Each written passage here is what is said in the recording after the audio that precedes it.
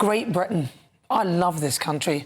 But with the whiff of the general election in the air, I'm looking at the state of it, and it can't all be blamed on one political party.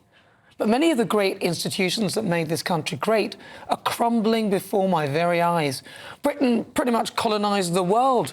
Whether you view this as a good or bad thing, we created an empire. We were a superpower, innovators in the world of shipbuilding and aviation.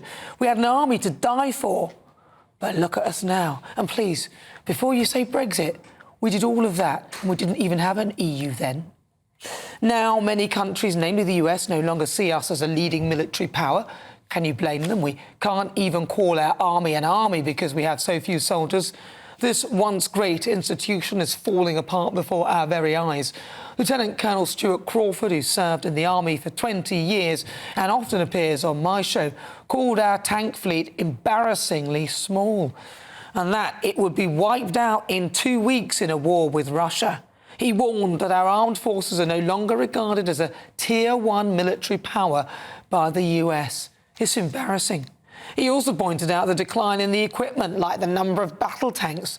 The army are planning to purchase 148, but in Ukraine, the Russians, well, they've roughly lost about 3,000 over the last 2 years. How does that honestly compare? Even the monarchy, one of the most stable institutions in this country, and indeed the world, is in a tough predicament. Another thing that puts the great in Great Britain. Both the King and Catherine have cancer. Catherine is to be the next Queen. We need her.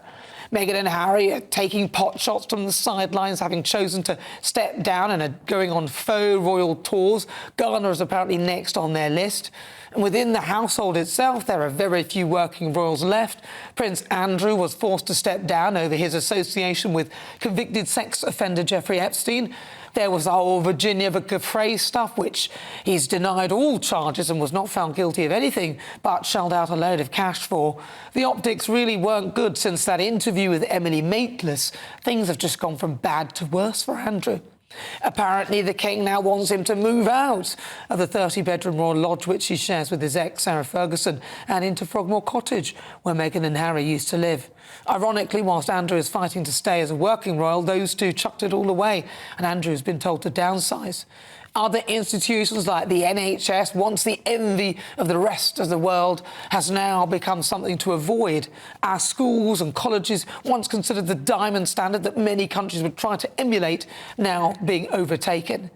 And as for our political parties, which another world ago had leaders, love them or hate them, like Margaret Thatcher, the Iron Lady, and Tony Blair, who could sell snow to the Eskimos, we've got lacklustre, charismaless politicians who change their mind with the wind.